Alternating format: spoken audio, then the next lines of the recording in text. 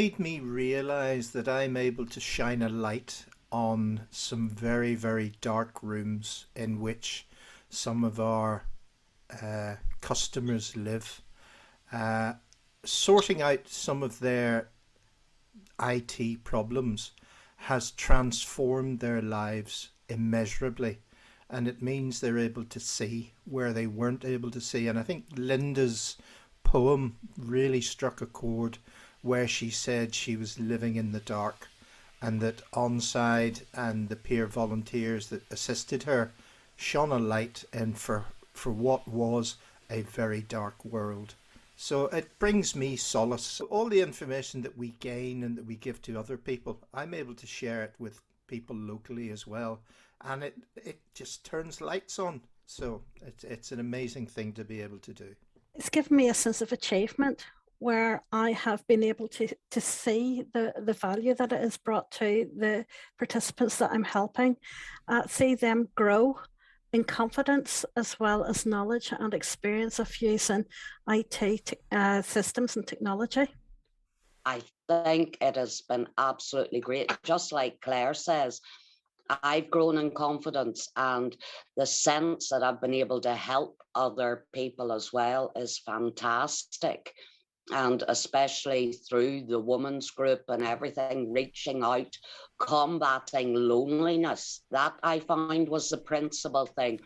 The majority of the people in the women's group have been lonely and cut off from the world just because we have no digital technology.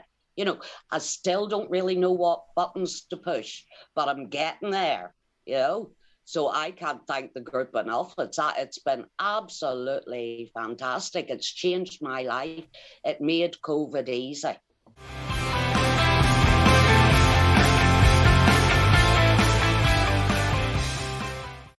think the peer element is important because we are able to build a connection which other non-disabled people may not be able to. We have the lived experience of living with a disability or a range of disabilities. We will be able to actually connect with the participants of the programs and understand what they're going through, where they may not actually be getting that understanding from their own family members or the wider community or society in which they live, and to be able to actually offer them that safe place where they can speak freely and be heard and understood, I think is totally invaluable. I think the safety aspect of it is good, is very, very good. That we all have a safe place to get together where what we say isn't repeated, that we all suffer from either physical or mental disabilities, each equally important. And I think that we've got a space that we can all understand each other. We've been there, we've done it.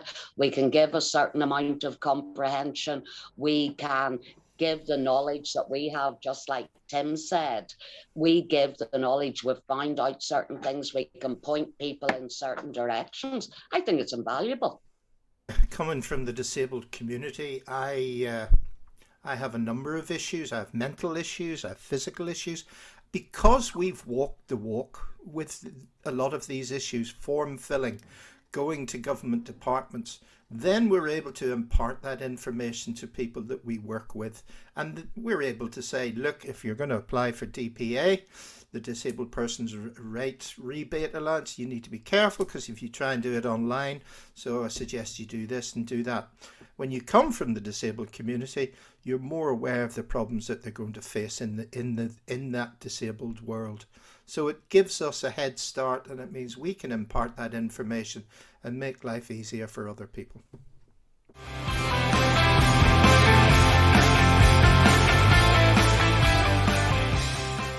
I personally was an individual who was identified from the outset as being clinically extremely vulnerable. And as such, I was taking great measures to ensure that I didn't actually contract COVID myself and keep my loved ones safe also. And due to that, I felt that I was very much isolated from society. It was great for me personally to actually volunteer during that period of time, as it helped me to make connections. I was able then to actually talk to others who was in a similar position as myself. It was a lifeline to a lot of people who were completely cut off from their friends, their family. They weren't able to actually um, see people and socialize the same way as what they would have done. And I think for people with disabilities, the social element is totally invaluable and needed for us to be able to actually deal with not only our conditions, but the actual loneliness and the mental health aspects that comes along with having various conditions and also living with pain. The women's group, I think it was vital, absolutely vital. You know, I thought I was lonely. There were people who were so lonely, it was unbelievable. And you could see, okay, everybody was nervous at the beginning, new group, having to touch buttons and things like that they didn't understand. But if you listen to the people and listen to the people in the women's group, just like Claire said, a lifeline was given to them. You know, there, the loneliness, it really affected our mental health of everybody, not just the disabled community that we are part of. You see, looking forward to every Monday, to meeting up, to somebody saying, well, I had this wee problem or that wee problem, to see the smiles on the women's faces, just to be able to attend, even though maybe some were nervous, some didn't participate, some more than others. And you could see you were playing an important role in that. And it made me feel validated as a person as well. You know, it kept me going. It kept trying to find new things, do new things. It was absolutely brilliant. We were all pushed forward in a brilliant direction, I think. I think the work that ONSIDE does, and in particular during the pandemic, it let people understand that there's an electronic world of communication out there that we could all tap into. Certainly, if we all remember back to the very first days of the pandemic, we did family quizzes, and I, for example, got my extended family, brothers and sisters-in-law in London, Barbados, France. We all connected via Zoom to do a quiz. We've never done that before, and we're able to extend that out then to some of the volunteers and the people that we look after, and give them ideas. Look, guys, here's a website address. Put up the address on the chat button. They're able to copy it and then go and get themselves a quiz and do a quiz with their extended family. Electronic communication was so important during COVID. It's hard to estimate just how important it was, but I'm certain that it saved many lives.